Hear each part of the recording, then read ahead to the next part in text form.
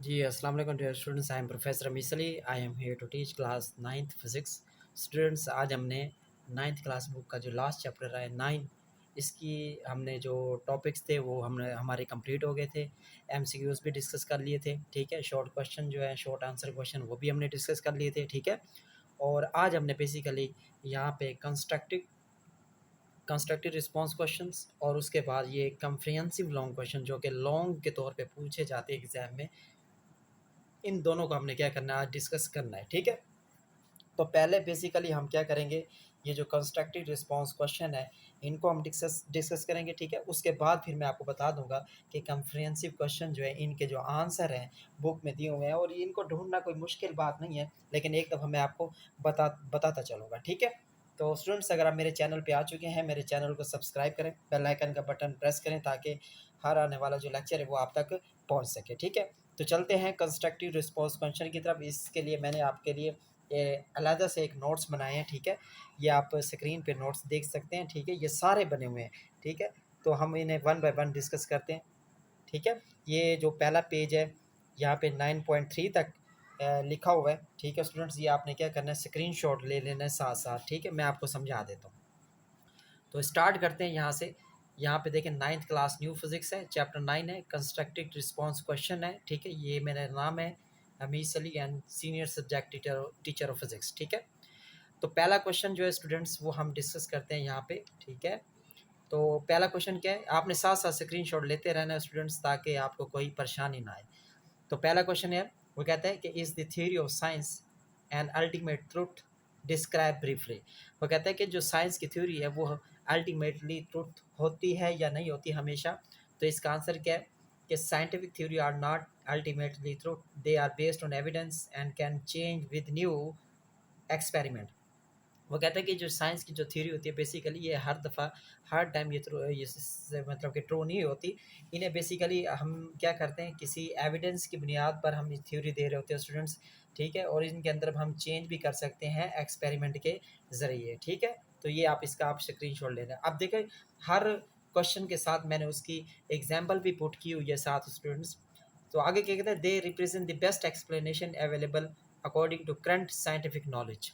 तो वो कहते हैं कि जो आप चेंज करते हैं वो हमारे पास ज़्यादा अच्छी होती है एज़ कम्पेयर टू बेसिकली, मतलब कि they represent the best explanation available according to current scientific knowledge. जो आपके पास करंट साइंटिफिक नॉलेज होता है बेसिकली, उससे जो आप थ्योरी पेश कर रहे होते हैं वो ज़्यादा बेहतर होती है। एग्जाम्पल क्या है, Newton laws are improved by Einstein theory of relativity. देखिए, न्यूटन के अपने एक लॉ हैं, ठीक है। इनको अच्छा इम्प्रूव करके दिखाया किसने, आइंस्टाइन थ्योरी ऑफ रिलेटिविटी ने, ठीक है। तो साथ साथ हर क्वेश्चन के साथ मैंने एग्जाम्पल पुट की हुई है स्टूडेंट्स। अच्छा जी, उसके बाद क्या है आपके पास, दूसरा क्वेश्चन है स्टूडेंट्स, इसे हम डिस्कस कर ले। तो दूसरे क्वेश्चन में कहते हैं, do you think that existing law of nature may need a change in future, describe briefly. वो कहता है कि जो बेसिकली आपके जो लॉ हैं इस यूनिवर्स के अंदर, ठीक है, वो क्या इन फ्यूचर वो चेंज हो सकते हैं, इस चीज़ को आपने बताना है। कहते हैं यस, एग्जिस्टिंग लॉज में change if new scientific evidence is discovered, scientific continue to develop a new observation and discovery are made. वो कहते हैं साइंस जो है बेसिकली, यस ये बात सही है कि इन फ्यूचर कोई भी लॉ जो है वो चेंज हो सकता है, या कोई भी ऐसी कोई इक्वेशन है, क्योंकि साइंस जो है कंटिन्यूसली स्टूडेंट्स वो क्या कर रही है, वर्क कर रही है। डिस्कवरी जो है बेसिकली वो निकाल रही है, इन्वेंशन हो रही हैं, चीज़ें डिस्कवर हो रही हैं, तो ये साइंस की एक तरक्की है, ठीक है। तो उसके बाद यहाँ पे देखिए स्टूडेंट्स, इसकी एग्जाम्पल क्या है, Einstein modify Newton's concept of gravity. Einstein ने जो बेसिकली न्यूटन के जो कॉन्सेप्ट थे ग्रेविटी के, वो क्या किया, मॉडिफाई किए, चेंज किया उसके अंदर कुछ ना कुछ, ठीक है। Third, 9.3 describe 3 job that need use of scientific knowledge. वो कहते हैं आपके पास 3 जॉब हैं जो कि आप बताएं, जो कि साइंटिफिक नॉलेज से क्या होती हैं, बेसिकली रिलेट कर रही होती है, ठीक है। तो पहली क्या, डॉक्टर, आपको पता है मेडिकल साइंस में आता है। Engineering, physics and mathematics, scientist use research method. ये 3 जॉब ऐसी हैं जो कि बेसिकली साइंटिफिक नॉलेज यूज़ करती हैं, ठीक है। ये आगे आप लिखना चाहते हैं तो लिख लें, ठीक है। तो इसके साथ इसकी एग्जाम्पलें भी हैं स्टूडेंट्स, वो भी हम थोड़ा डिस्कस कर लेते हैं। एग्जाम्पल भी इसके साथ होगी, लाजमी होगी। यहाँ पे आप देख सकते हैं कि मैंने ऊपर दी हुई है यहाँ पे, देखिए वो क्या क्या कहता है यहाँ पे कि इसे थोड़ा वो कर लेते हैं प्रेस ताकि आपको सही नज़र आए, ठीक है। तो बेसिकली वो कहता है कि doctors use X-rays to detect bone fractures. X-rays की मदद से आप बोन फ्रैक्चर जो है, बेसिक बोन फ्रैक्चर जो है उसकी देख रहे होते हैं। तो ये क्या साइंटिफिक एक नॉलेज है। 9.4 कहता है describe when a theory is rejected और नीड्स इट्स मॉडिफिकेशन। कहते हैं जब थ्योरी जो है जब रिजेक्ट होती है उसे मॉडिफिकेशन की जरूरत होती है। ए थ्योरी इज रिजेक्टेड और modify when experimental result do not support it. कहते हैं थ्योरी को उस वक्त रिजेक्ट किया जाता है या मॉडिफाई किया जाता है जब एक्सपेरिमेंट जो है तो उस थ्योरी को सपोर्ट नहीं कर रहे होते।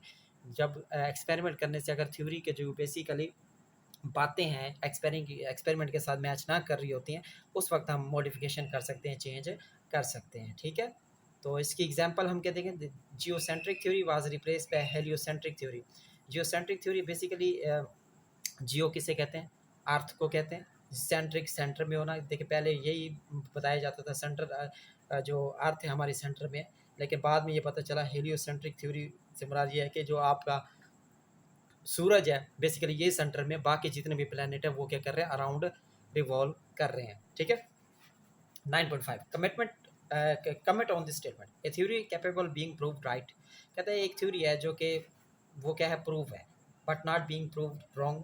ठीक है, उसे मतलब कि रॉन्ग नहीं किया जा सकता, is not a scientific theory, अगर वो साइंटिफिक थ्योरी नहीं है। कहते हैं scientific theory must be testable and फॉल्सिबिलिटी।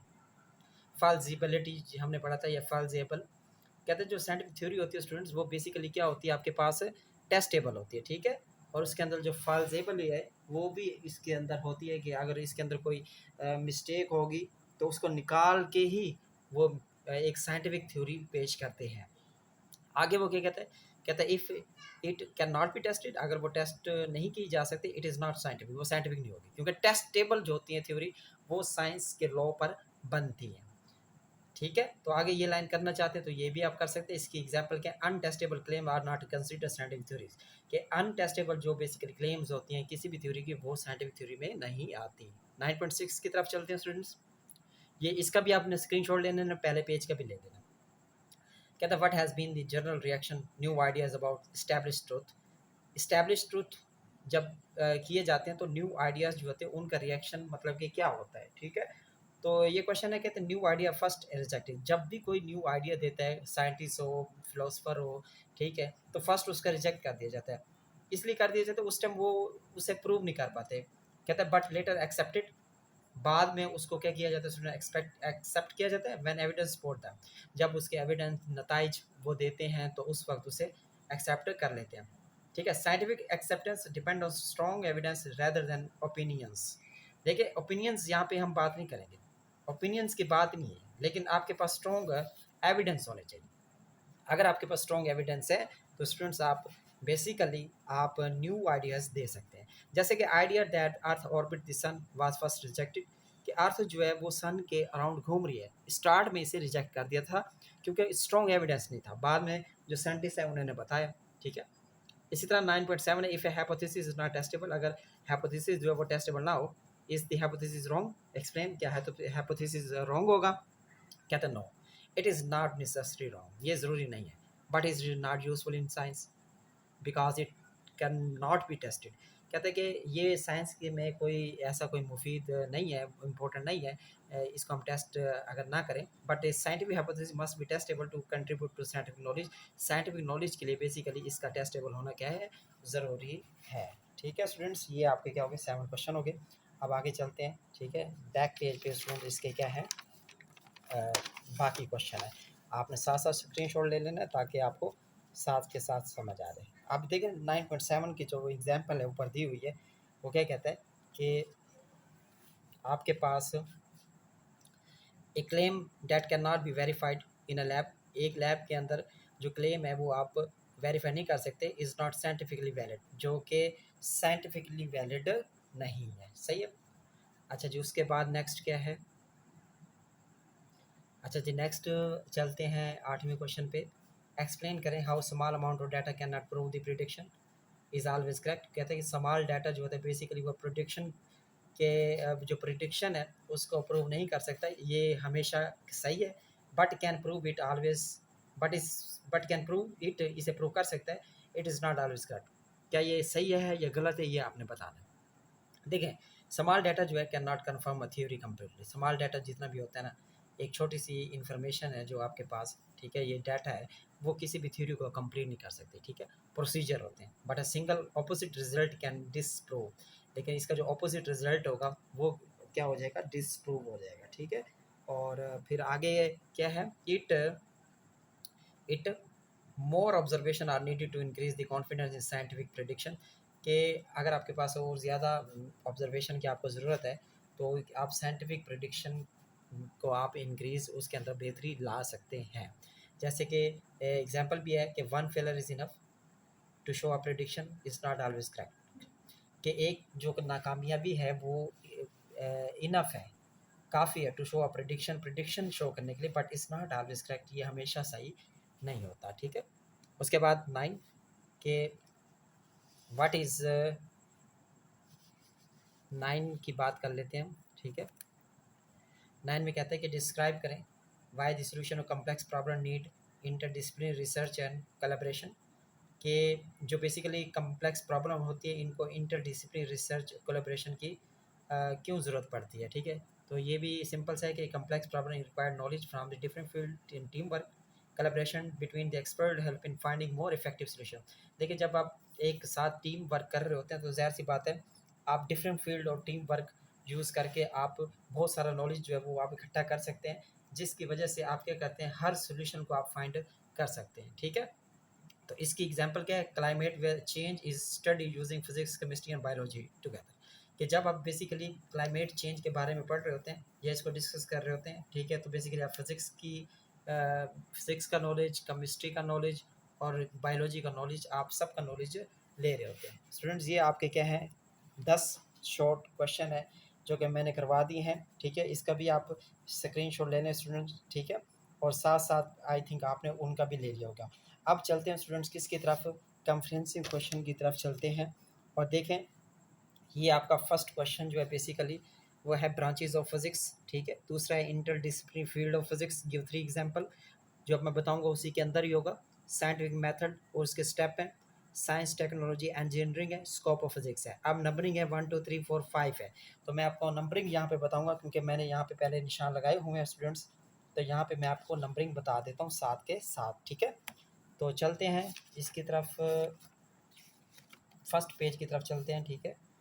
तो देखें स्कोप ऑफ फिजिक्स ये वाला है, ये आपका 5 क्वेश्चन है। स्कोप ऑफ फिजिक्स जो है इसके अंदर जो चीज़ें मैंने स्टार्ट में पढ़ाई थी, ठीक है, आप वो कर सकते हैं, इसको इकट्ठा करके आप लॉन्ग लिख सकते हैं।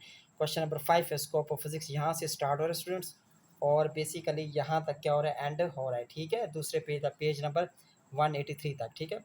उसके बाद जो ब्रांचेज ऑफ फिजिक्स है ये क्वेश्चन नंबर 1 था। ये जो ऊपर वाला है स्कोप ऑफ फिजिक्स है स्टूडेंट्स, ये 5 क्वेश्चन है कॉम्प्रिहेंसिव, और जो ब्रांचेज ऑफ फिजिक्स है ये पहला क्वेश्चन है, लॉन्ग क्वेश्चन है, ये फिजिक्स की ब्रांचें हैं, ठीक है। यहाँ से ये सारी ब्रांचें आपने करनी है और इसको आपने वाइंड अप करना है स्टूडेंट्स। आपने ये पेज भी करना है आपने सारा, ठीक है, ये ब्रांचेस का, और आपने यहाँ तक एंड करना है, यहाँ पे सॉलिड स्टेट फिजिक्स तक एंड करना है। उसके बाद देखिए आपका जो बेसिकली जो क्वेश्चन है वो आपका 5वां क्वेश्चन भी हो गया, पहला भी हो गया, ये दूसरा है इंटरडिसिप्लिनरी नेचर ऑफ फिजिक्स, ये आपने ये पेज सारा करना है, ठीक है। जो जो मैंने लेक्चर में पढ़ाया था, ठीक है, जो निशान यहाँ पे लगे हुए हैं आपने उनको फॉलो करना है। और ये आपका देखें इस पेज तक जो है कंप्यूटेशनल फिजिक्स तक ये लॉन्ग ख़त्म हो जाएगा, ठीक है। उसके बाद आपका लॉन्ग तीसरा है, ठीक है, तीसरा साइंटिफिक मेथड है, ठीक है स्टूडेंट, इसके कुछ स्टेप हैं, ये स्टेप यहाँ पे देखें आप मेंशन कर सकते हैं। ऑब्जर्वेशन जितना मैंने पढ़ाया था, उसके बाद हाइपोथेसिस, एक्सपेरिमेंट, ठीक है, उसके बाद ऊपर थ्योरी, प्रेडिक्शन, फेजिबिलिटी, ये आपका लॉन्ग हो गया, ठीक है। उसके बाद देखें लास्ट लॉन्ग है आपका scientific base of technology engineering, ये आपने सारा करना है जितना मैंने करवाया था, और इसको आपने यहाँ तक इस एंड वाले पेज तक क्या करना है, एंड करना है, ठीक है स्टूडेंट्स।